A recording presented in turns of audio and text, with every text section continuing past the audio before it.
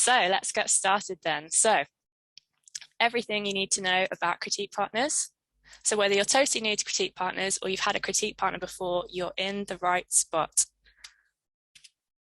This is me, Victoria J. Price. I write romantic fantasy, and you can most usually find me on Instagram. Most other social media, I will be quite honest, scares me a bit. You can sometimes find me on TikTok as well, and very occasionally on Facebook. I thought I'd start by telling you how I started working with critique partners. Now, critique partners totally transformed the way I write. And it sounds like a bit of an exaggeration or a sales pitch, like I'm going to sell you something, but I started writing my first novel 10 years before I hit the publish button, and I made so many expensive mistakes along the way, including paying for an editor way too soon. And they asked me if I'd worked with critique partners before, very, very politely. They asked me, and a whole new world was opened up to me. So I'm going to talk about tons of things on the subject, but hang around at the end to check out the critique partner matchmaker Google Doc that I've put together just for you guys. So these are my books. This picture's a bit of a higgledy-piggledy layout. My first book, book one, was The Third Son. That's the beginning of my young adult trilogy, which is complete. Book two in the bottom left, The Eternal Dusk, and The First Dawn was the final book in the trilogy. And then top left is my most recent, which is a new adult romantic fantasy. That's The Legacy of Storms of Starlight. That one came out earlier this year. And my publishing timeline as well. So remember I said I started writing 10 years, almost 10 years before I hit publish. So I published a short story in 2019, and that was a prequel story to my young adult trilogy. And then I published book one in 2020, and book two I published later that year. And then book three, I completed the trilogy last year. Book four came out earlier this year, and book five, which is the cover that hasn't been revealed yet on the right hand side, that's coming out in spring 2023, so early next year. So those are all my books. So before we dive into some definitions, raise your hand if you've worked with any of these before: alpha readers, beta readers, critique partners. Perfect. I can see a few of you raising your hand. That's great. Wow, so many, so many of you. Okay, great. So alpha readers, not everyone works with alpha readers. These are readers of your first draft, and they can be other authors, they can be friends, they can be dedicated readers. They should be someone you trust, though, at 100%. Feedback is usually focused around whether your story concept works, and I call this the dumpster fire phase, because I think particularly when you're a new writer, it kind of hasn't even gone away for me, really. There's that temptation that everything you write should be perfect the first time around, and it just is never going to happen that way. So this really is the dumpster fire phase. So there is a huge element of trust here when you're handing over manuscripts to alpha readers. And then next up we have beta readers. These should be avid readers of your genre, and they should be given as polished a manuscript as possible before final edits. They can help point out your inconsistencies, things they love, things they didn't love, and it's all based on their personal taste and opinions. So that's very important to remember. And this last point, one of my critique partners pointed this out to me the other day. I think it's a great point. And it's that I think often, we were discussing this, that often author expectations of a beta are essentially a critique partner. So that brings me on to whether to have paid or unpaid betas. I know some of you might be thinking, why on earth would you pay a beta? It's a personal choice. Some editors do offer this as an additional service. You can find beta readers on Fiverr gigs and Facebook groups. Those are all great places to find paid betas. Now, the difference is unpaid betas aren't obligated to get back to you, whereas paid betas are. So I've used both in the past. I've had great success with both. But I just wanted to very quickly touch on that. But beta readers is an entire topic completely unto itself. So final definition, critique partners. These are your fellow writers and authors, and they're offering feedback on your manuscript in exchange for feedback on their manuscript. And this is a relationship and not a one-time thing. You know, beta reader relationships can often be a one-time thing. And if it's one-sided, it's a beta read. And before I go into more detail, I just want to say that it's perfectly normal for it to take a while to find the right fit. It took me a long time to find my critique partners. And, you know, sometimes it can take a while, so just be patient. If I slip into saying CP or CPs, I'm just using that as an abbreviation for critique partners or critique partner as we go along. So benefits of having a CP.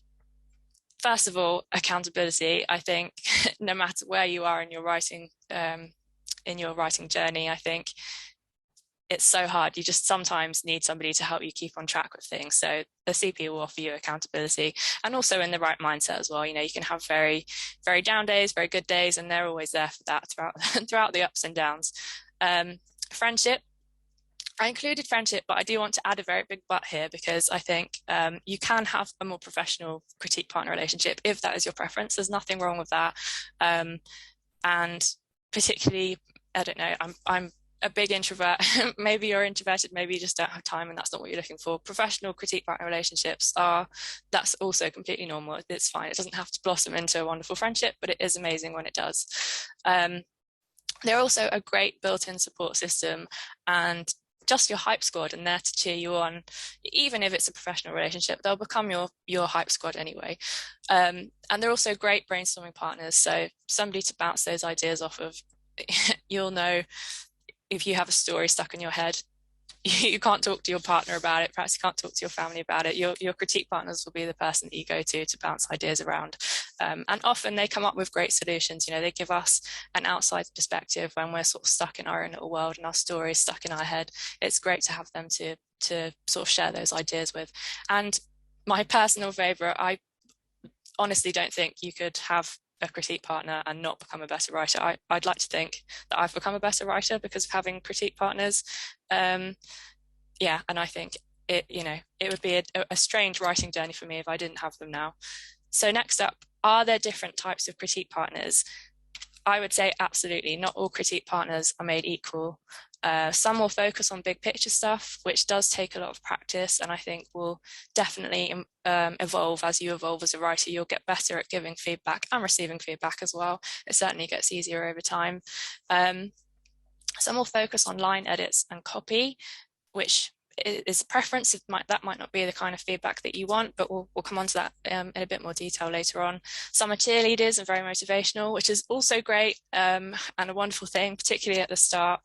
But it doesn't necessarily help you improve your writing. You know, just to be told something was good doesn't always help. So the kind of gold standard or unicorns of critique partners are when they're a mixture of all three of those things.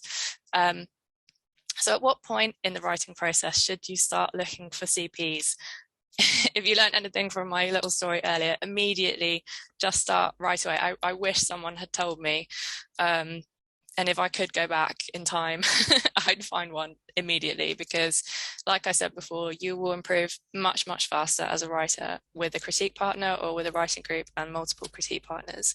So before you begin your search and before we come on to places to look for critique partners, pitch yourself. I think it's very, very important to have a little think about what it is that you're looking for, what it is that you're actually doing, and what it is that you want out of a critique partner relationship. So these are some of the things that I would recommend just jotting down so that you've had a thought about them beforehand. And that's the genre and age group that you're writing in. So for me, that would be new adult romantic fantasy. Whether you're currently drafting, revising, or editing, a short story pitch, a short bio about yourself if you wanted to. So for me, that would be something like plant obsessed, dog mum. You know, I love sea swimming and taking my dogs for walks. Makes me sound very dull. A contact, including your time zone. I've included time zones. I think as this webinar has shown today, indie writers are all over at the moment. You know, my critique partners, I'm in the UK. The rest of them are two are in Canada, one is in America, one's in South Africa. So it can be very difficult to get us all together at the same time. And your critique partners definitely don't have to be in the same time zone as you. But if you're very, very, very busy, only you know your schedule. So sometimes that's a good thing to tell somebody up front. Also to include in your pitch what you're looking for in a critique partner. So I'll come on to all of these things in a bit more detail later on, but you need to think about how much you want to swap. Only you know how fast you're writing, you know, whether you're writing one manuscript a year, whether you're able to, I don't know, perhaps you're writing multiple manuscripts a year if you're a very speedy writer. So you'll know kind of how much, what level of critiques you're looking for from a critique partner. You know, if you need someone who is going to be available for critiques on a weekly basis or a monthly basis, or you want them to just swap small chunks of your manuscript or a few chapters at a time, those are something to think about. And also your preferred file format. So a lot of people are working in Google Docs at the moment. My preference is for Word, but my writing group use Google Docs, which is absolutely fine. Not everyone owns Word, so that's something to think about as well. And also type of feedback. So I touched on that a tiny bit earlier, and I'll talk about this in a lot more detail later, so that you have a bit of an idea of what kind of feedback you would like to receive. So there'll be a bit more on that in a moment. Now, there is an aspect of luck to finding good critique partners. It really is a trial and error process. It can take time, and I think it's just important to remember to be patient. You know, it took me time to find mine, and, you know, needs change. I imagine that as I evolve and grow over my career as a writer, that my needs for my critique partners will also change, and that's just part of life. That's inevitable. Okay, so where to find critique partners? Raise your hand if this is something you are particularly interested in. I can see it for you. Okay. Oh, there's so many of you. Okay, great. Perfect. So just a quick disclaimer, because I found my critique partners, I found all of them through Facebook groups, actually. So I haven't used any of these methods, but I just wanted to include them because I know that not everyone uses Facebook, not everyone likes Facebook, and I think it's good to have, you know, a few different options of where you can find them.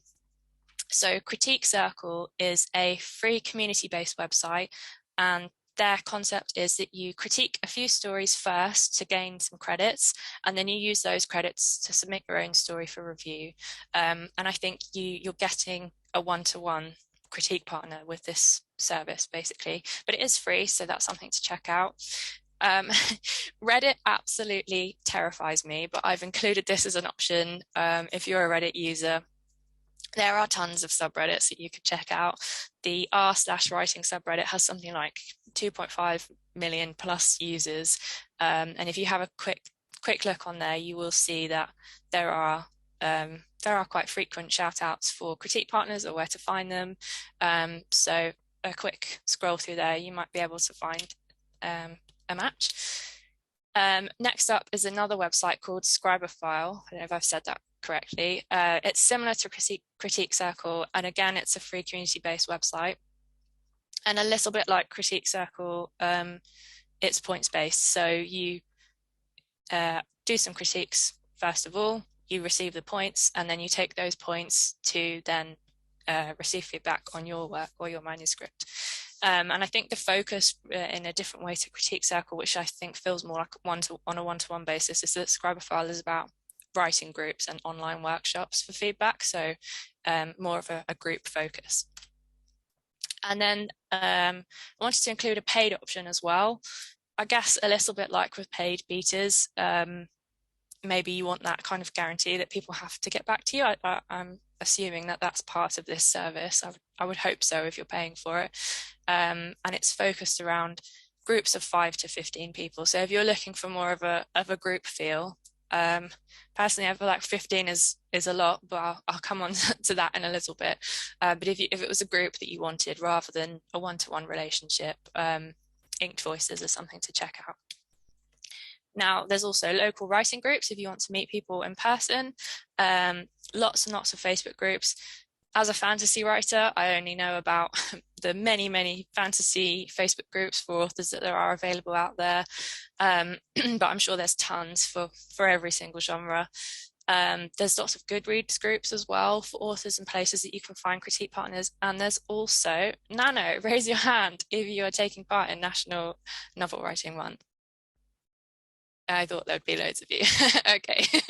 I'm not doing nano this year, but there's lots of you. Wow, there's so many of you doing nano.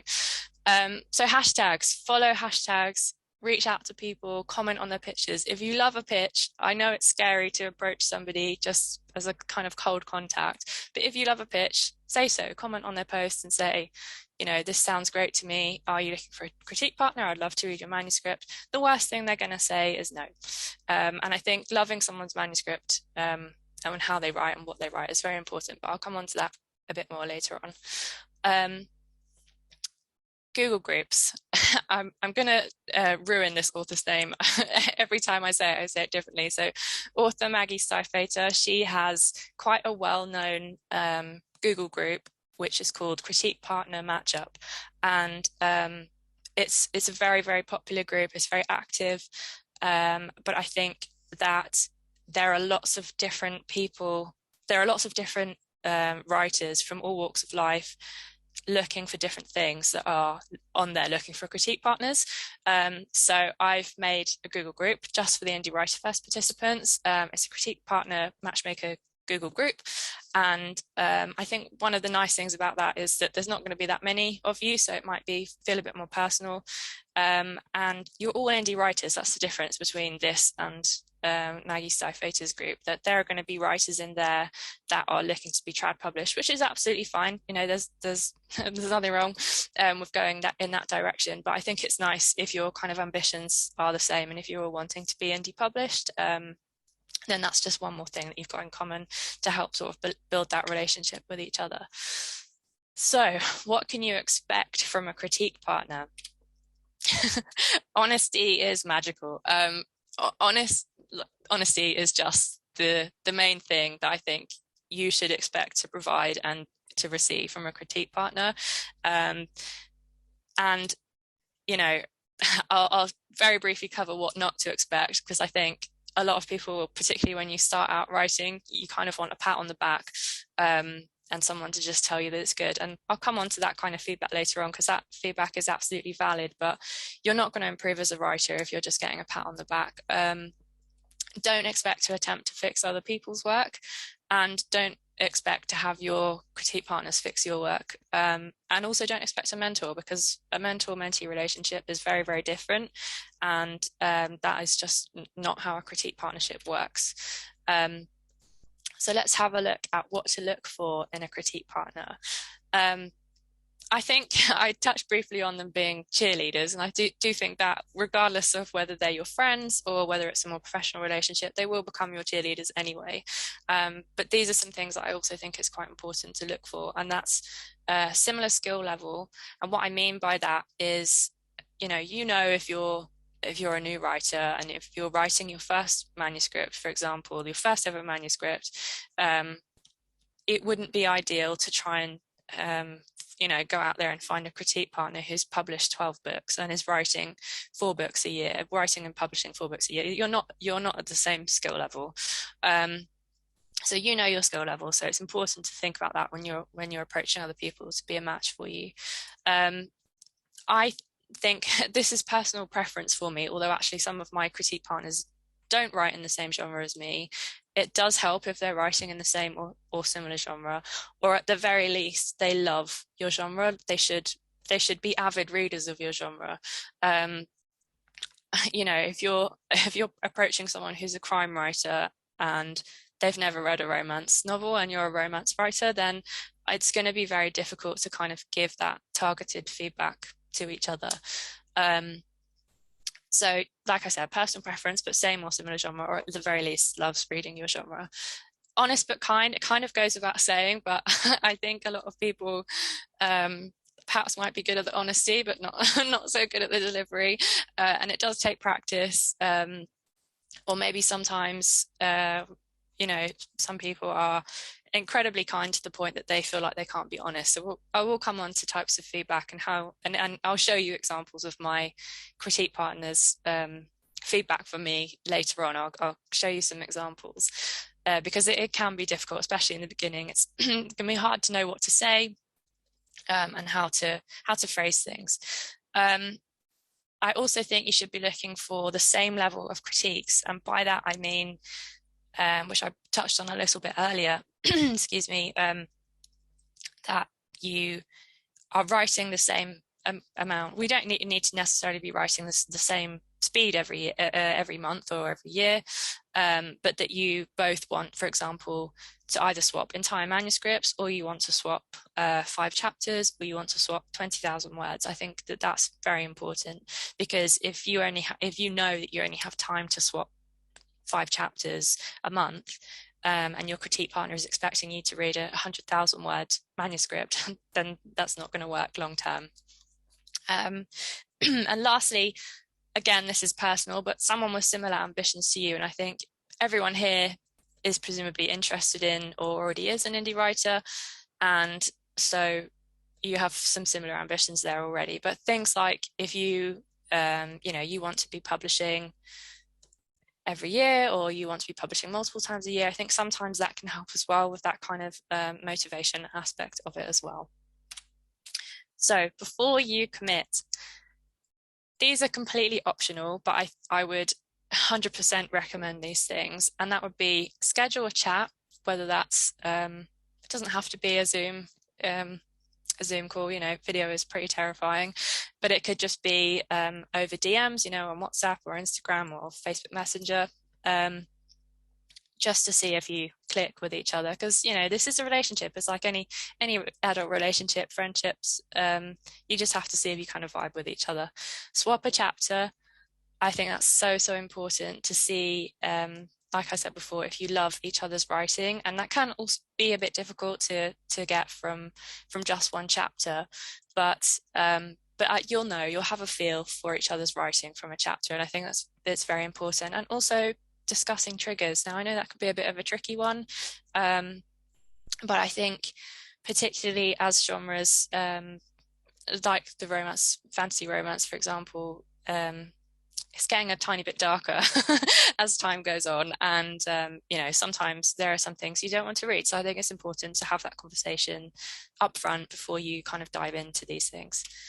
If you don't love reading each other's work, once you've done those first chapter swaps, it's probably not a good fit, so let them know. Don't just disappear, because I'm sure that's happened to many of you before. If you've tried working with beta readers or writing partners in the past, it can happen. They can just disappear. It's very demotivating. Keep searching and don't give up, because you will find someone. And also remember that what you're looking for will evolve as you grow as a writer. Your needs will change. As I mentioned earlier, I fully expect that for me in a few years' time, I might need something completely different to what I need now from my critique partners.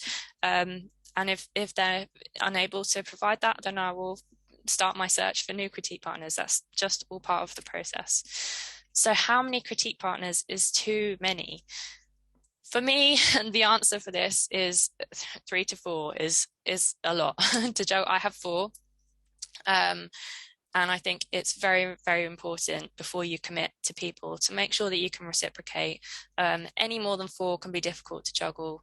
And I think, only you know your schedule. So just be very mindful of that before you commit to too many people. Now, I've mentioned a little bit that I use that my critique partners, some of them are from a writing group and one is an individual critique partner. So I wanted to touch on the difference between those two. In a writing group, you can expect a schedule, a deadline. So by a schedule, I mean literally, normally you take it in turns, so you'll have an order for whose turn it is and when. So for my writing group, it's a monthly schedule. We take it in turns month by month. A deadline, so we know that we have to finish our critiques for everybody else within that month, for whoever's turn it is within that month. A word limit, so for example, perhaps you've agreed on 5 chapters or 20,000 words. A fixed method for delivering your critiques, so for example Google Docs, and this is entirely optional, but you could, again, time zones and schedules don't always allow this, but you could have a date night, because it's fun. It's fun to just have those writing discussions and to feel like just to be a bit more part of something and have those discussions with people when your manuscript's been on your mind all week and you're trying to, you know, discuss it with your partner or your family, and they're looking at you like you've just said something completely insane. So a writing group date night is a great way to sort of bounce those ideas backwards and forwards. I wanted to touch very, very quickly on protecting work, even though it's a bit of a negative topic. I just think it's a question that comes up, and it is part of the process.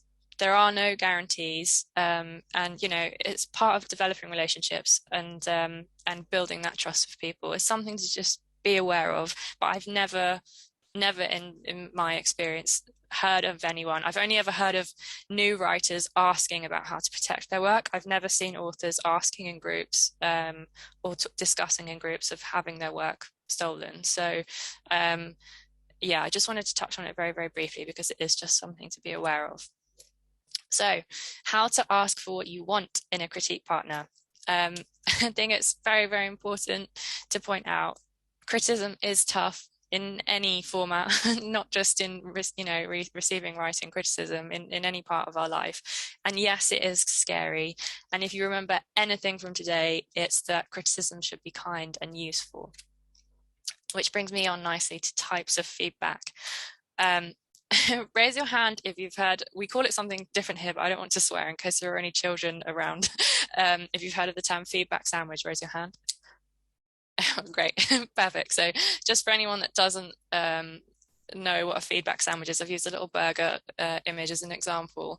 So if you're very, very new to giving feedback and you're feeling perhaps a bit nervous about giving feedback, about giving your critiques, then this is a nice way to sort of ease you into it. But going forward, it's not something that I would use long term, but in the beginning, this is a nice way to start. So you offer positive encouragement, which is your bread, your top layer. And then you provide a negative, which is the critique. And then you sandwich that in with another positive, which is the reassurance. But I'm going to go through some examples. These are screenshots from my critique partners. And I'm just going to go through a few different types of feedback examples if you're very new to this and you just have no idea how to offer those critiques, basically. So this first slide is examples of cheering you on, so kind of the fangirl reactions, which, like I said, they are lovely to receive. And my critique partners are particularly great at sort of including reasons why with them. So if I draw your attention to the bottom left of the corner where one of my CPs has said, I love the way they interact together, the flow of their conversation. So this is a lovely fangirl reaction, but she's also telling me that my character interactions are going well. So that's, you know, that's two things in one there. Sometimes they're funny, 1,000 eggplant emojis. I think that was probably a spicy scene. And again, there's another comment here about sprinkling in some moments of character doubt about the relationship between characters. So although these examples are quite fangirly, they're also sort of hooking onto reasons, wider reasons, basically. So let's move on to some more examples. We've got clarity and repetition. This is probably, as a writer, one of my worst habits is repeating things, or not in my early drafts, you know, not making things clear. And my critique partners are very, very good at pointing this out. So asking who's speaking, asking me to explain things that they haven't understood. If you can see on the bottom, on the right hand side, the middle with the purple outline, slightly confused between the connection with two things. Like, so she's asking for clarity there because I just, you know what it's like when you're writing something in your head, it makes sense. So they've pointed that out for me. And in the bottom right, again, I love that he's being protective over her, but I feel like these could be toned down just a touch. So again, she's very nicely saying that I'm being repetitive. Or if I need to delete something, you know, those are all kinds of things to point out. And it's okay. You can even just say delete. I think, you know, comments like that are absolutely fine as well. I get a lot of those from my critique partners, and that's absolutely fine. There's nothing rude or unkind about a note that just says delete. So, in fact, we have one here. So these are feedback examples of line and copy issues. So the top one, my CP has written ground because I've probably written a word that didn't make sense in the sentence. So she's asking me if that's what I meant. A typo on the right-hand side, where I've put a comma instead of a full stop, whether I've written a long sentence and I should break it up a bit. Now, a lot of people might not want this kind of feedback. So I've just included it as an example because I find it very helpful to have it thrown into the mix. It does help me, but it's not for everyone. A lot of people might prefer to leave that to their editor, and that's absolutely fine. And then these are all examples of kind of plot, pacing, and big picture stuff. So this is, things like if my pacing is wrong, or if a chapter wasn't exciting enough, or if there basically just wasn't enough information or backstory or world building, or if the character interactions were a bit abrupt. These are all the kinds of things that these notes cover. And like I said earlier, the kind of unicorn of critique partners is somebody that delivers all three, and that's what I love about mine, is that they're a mix of all of those things. So I get that improvement, and I get that motivation, and I get the sort of fangirl comments as well, but also all the stuff that actually helps me fix and improve my writing. So if you are kind of looking for like a list of things to ask for feedback on or to offer feedback on, I just wanted to provide this visual. So you could ask for feedback on your opening, your characters and their motivations, your plot and your conflict, your pace and world building, your dialogue, whether it's a bit clunky, your consistency. So for example, your povs and your tone, and things you liked and disliked. And it's okay to ask questions. If you get feedback and it's unclear, or perhaps it wasn't, you just want to know more, it's okay to ask questions. And I would 100% encourage questions. I just wanted to address the emotional side of dealing with feedback, because knee-jerk reactions to negative feedback are completely normal, and it can be very, very hard.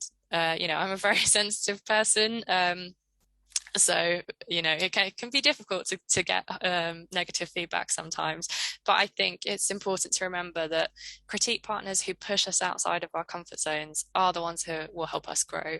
And take a break from it. If it's too much, get up from your desk, have a walk, think about it, just clear your head for a bit. But negative feedback, it does happen, and those emotions, they're all valid. You just have to take a breather from it. And on the flip side of that, you can send feedback and never hear back from somebody. Overwhelm happens to everyone. There are different reasons why that happens. It's just part of the process. So once you have all of that feedback, how do you decide what to get rid of, what to keep and what to let go? I've said this before, but I'll say it again. Critiques are opinion-based. It's your decision what stays and what goes. These are my revision steps. You might find a way that works better for you, but this is just the way that I have sort of evolved my process, and the way I like to work. And that's to collate your feedback as you read through your manuscript. So I work with my master file open on one side and my critiques beside it, so that I'm working side by side, and I leave comments for myself in my document as I collate my feedback. And the only time that I really highlight everything like crazy is when I receive the same feedback from several people, because that is usually a clear sign that it's something that I need to work on. So I touched a bit on emotions, but dealing with overwhelm, there can be quite, a number of reasons why you're getting overwhelmed. And I think these are the main things. Try smaller chunks. Maybe you've started off swapping entire manuscripts. That can be a lot. It can be a lot to receive feedback on an entire manuscript, particularly when you first start writing, or particularly when it's your early draft.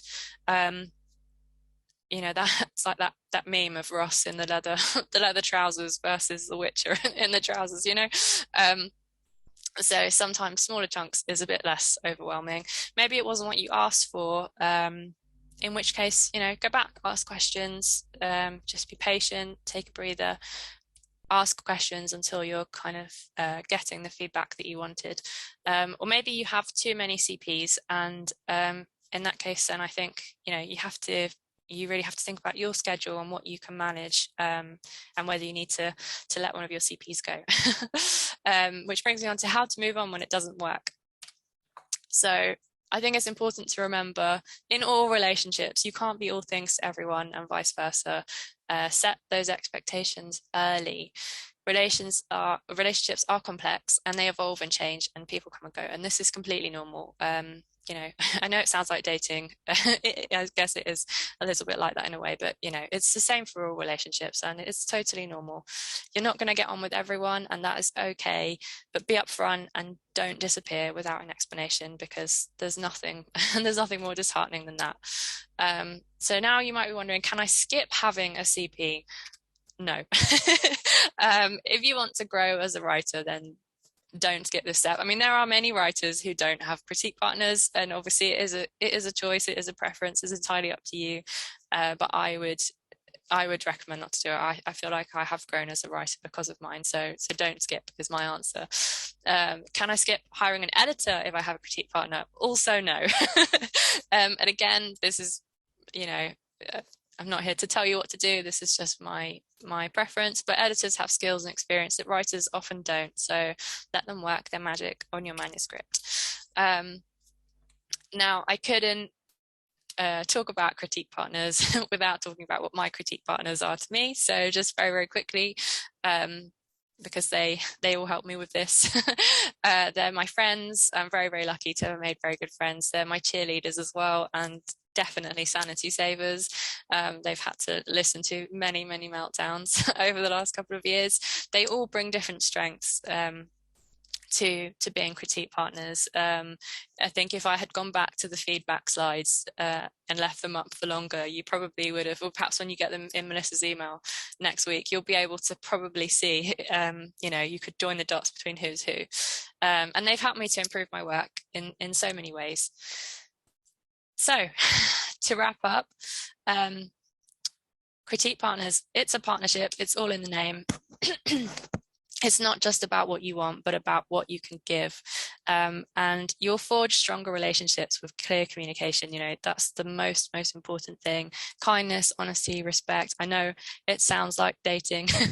I said it before, but it's deeply, deeply personal, and it can take a while to find the right match. And that's okay. That's absolutely not a problem at all. Hopefully Melissa's going to help me drop a link in the chat for this. So if I mentioned earlier about the critique partner matchmaker Google Doc that I put together, it's just me all by myself in there at the moment. I've just put a starting message up for everyone, just to give you an example of how you can pitch yourself, which was the pitch that I talked about earlier. There's just an example that you can copy and paste if you want to. It's optional. You could just start a new conversation, however you choose. There's no set way to do this. I also would just like to say that I'm not looking for any more critique partners, but I just wanted to start the thread for you, and that will be there. It's live already, so if you want to go and meet people from Indie WriterFest and find new critique partners, either one-to-one or writing groups, then please do use that. So any questions? That you should have a Q&A icon if you want to ask any questions. I'm just going to have a look because I can see someone. Okay, so could you have more than one alpha reader, or would it be too soon to be sharing your first draft with multiple people? That's from Belinda. It's entirely up to you, really. I think at that early stage, it's quite difficult to have lots of voices on your work, and I think if I had been asked that question when I first started working with people, I would have said that I would have only wanted one. But now, the way that I work, I don't mind having multiple people. So I think that's something that you're only going to find through sort of trial and error, and how, you know, sort of how you deal with that kind of feedback. But there's no problem with having more than one alpha reader. That's absolutely fine. Anonymous attendee says, what if your CP sends nothing but harsh criticism with no advice but watch this author tuber? Yeah, that's I'm sorry if that's happened to you. That's not a great critique partner relationship, and that I would probably suggest that you're not a good match long term. I'm really sorry if someone's giving you feedback like that. Then I would just send them a message and say, it's been great to work with you, but I think perhaps we should look for other people moving forwards, to work with moving forwards. And there's no problem with that. It does happen. And, I don't think you should have to be the one to kind of educate them on how to be a better critique partner either. That's on them, really. So yeah, I hope perhaps you can find a new critique partner in the Google Doc. Let me just mark this as done. I'm just wary of time. Would you ask about if English is their native language? I had a CP that wasn't a native speaker and helped me catch some odd wording. It's entirely up to you in your pitch. If you want to say, would you ask them? I think the thing is, when you swap your first chapter, you're going to see, I think it's going to be obvious if not necessarily if they're a native speaker, but the sort of skill level in the writing. So I think that will help people spot things there anyway, to help people point stuff out. But I don't know if I would ask somebody else if it was their native language, but if they wanted to tell me that it wasn't their native language, then that's absolutely fine. And help me catch some odd wording. Yeah, I mean, one of my critique partners, my critique partners are none of them write in British English, so we often spot different words and different spellings in each other's writing all the time. And I think, yeah, it's absolutely fine to point that out. Would it be advised to match up with someone with different strengths? I'm great at description, but a CP that's great at dialogue would be a great fit. I mean, if it depends. If it depends on what you're looking for. If they're looking for somebody, who wants feedback on their description, if they feel like their description is particularly weak, then it really depends, what they're looking for and what you're looking for. And as I said earlier, needs do change, and I think that's absolutely fine as you evolve and grow as a writer. And it's just something that you just need to be having an ongoing discussion about, really, and just keep the lines of communication flowing. How's a good way to cut things off with a CP if, say, they ghost you? Well, you could just send them a final message and say, just to let you know, it's been great to work with you, and I'm moving on in my critique partner journey. I'm sorry, it does happen. It is very frustrating, and I think the important thing to remember is to try not to take it personally, because they could have so many things going on in their life. They could be dealing with overwhelm. They could just have a very busy schedule. I know it's very difficult, but I would just drop a message and say, if they're waiting for you for feedback, you just deliver what you've agreed that you will deliver, and then move on from the relationship. Is there a time when it's too early to search for a CP, or at any stage of writing can you search? Yes, so I would begin as soon as possible, and I wish I had. I think it's absolutely fine if you're just beginning writing. Even if you're in your early, depending on whether you're a plotter or a pantser, if you're in your early stages of sort of plotting your story, even then it might be nice to find a writing group or a critique partner where you can kind of bounce those ideas off. I don't think there's any harm in that at all. Helena says, is it a good idea to have a questionnaire focusing on what type of thinking you need feedback on, but with open questions for a detailed response? I actually started working with one of my critique partners this way, and I think as we learned the way each other worked and provided feedback, we ditched the questionnaires, and we just offered that inline feedback on the manuscript. But there's absolutely nothing wrong with having a questionnaire, because then that means that you're going to get very, very specific answers you're going to get your questions answered. But equally, if you don't have a questionnaire, I don't think there's anything wrong with asking questions, outside of the feedback given. That's absolutely fine. I just think you just need to be mindful of people's time and how much time you're taking in the relationship. It needs to be a nice equal balance. I just need to keep an eye on the time. As I write more, I notice I cringe at my earlier work. Is this normal? Yes, absolutely yes. I also cringe at my work. That's absolutely fine. I had a CP for book 1 and 2 of a 7-book series and then was ghosted. Should I try to find another CP for the later books or keep writing on without a CP? I'm sorry that they ghosted you. Again, try not to take it personally. It could be for so many reasons. They could be dealing with lots of personal things. They could have overwhelm. It could be many, many things. I would definitely recommend that you find another critique partner. Critique partners can be amazing, particularly in series, for spotting things that you might have forgotten that happened in earlier books. So as you're sort of halfway through your series, it kind of depends how you write. Some people will write their series in such a way that readers don't need to read the earlier books, but if you're not writing that way, if you're writing in a way that does require reading of the series in chronological order, then I would definitely find another critique partner, regardless of whether you're writing a series actually, because I think it will help with so many things, like I've said, the motivation, and sort of like keeping you on track with it as well. So yeah, I would definitely recommend finding another. I know it takes a while, I know it's disheartening, but your writing will definitely grow from having one. How are we doing for time? I think we're okay. We've got time for one more question. How do you find the CPs in a specific subgenre like dark fantasy or paranormal thriller? Do you approach readers who enjoy works in that genre?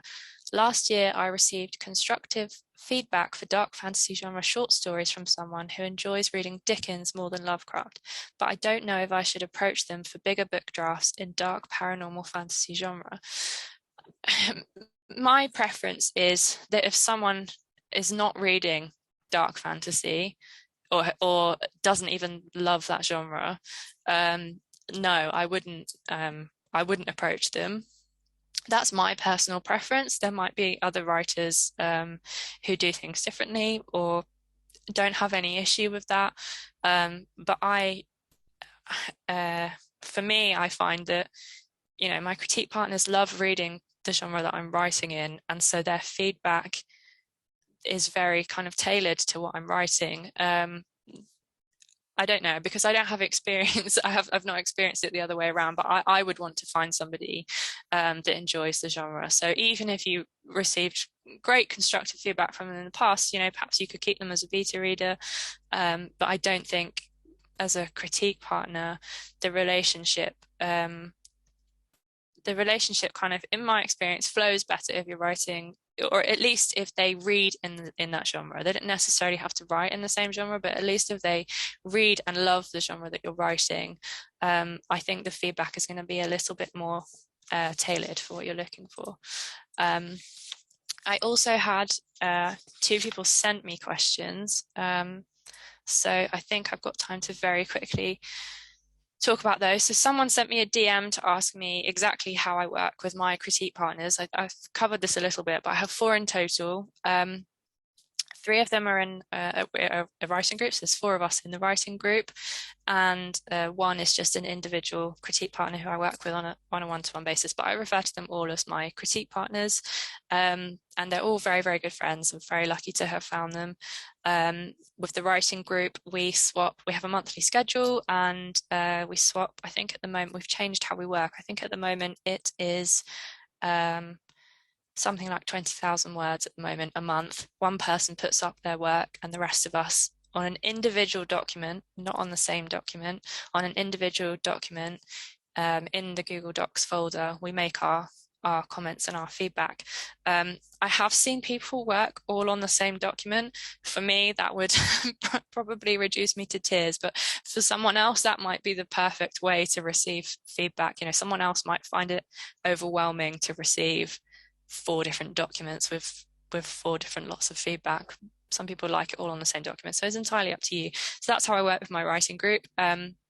And with my one-on-one critique partner, we swap entire manuscripts. And with all of them, we all chat, we all talk about writing, we all bounce ideas backwards and forwards. And it's I'm very, very lucky to have them all. Someone else asked me how I deal with negative feedback in critiques. And I touched on this a little bit earlier. It's gotten much, much easier as I've continued writing. I think I mentioned earlier, I'm a very sensitive person. I try to remember that it's an opportunity for me to fix a problem, and that, I'll grow as a writer from it and hone my skill. But I think most importantly, for me, in my experience, it's much, much easier to receive negative feedback before publication than it is after publication. So I always remind myself of that. But I'm very lucky with my critique partners, and I know, I know how they speak, and I know how they phrase things. So even if they do give me very, very negative feedback, I know that it comes from a nice place, and it comes from a place of them wanting me to improve my work and grow as a writer, and to write the best possible stories. And I think I would like to believe on the whole that that's where most people are coming from as well. So I'm very worried about running out of time. I hope you found some useful nuggets from all of that. Thank you so much for joining me today. I hope you'll check out the Google groups. I'm just going to check. Oh, lovely. Thank you so much. Melissa has included it in her in the chat for you there, so you can all hop on and hopefully find a critique partner if you want to. I would love to connect with you. So please do give me a follow on Instagram if you're there, or like I said, I'm very occasionally on TikTok and Facebook, but Instagram is the place that you can find me most often. Huge thanks to Melissa for inviting me to talk to all of you today. And thanks again, everyone, and enjoy the remainder of Indie WriterFest.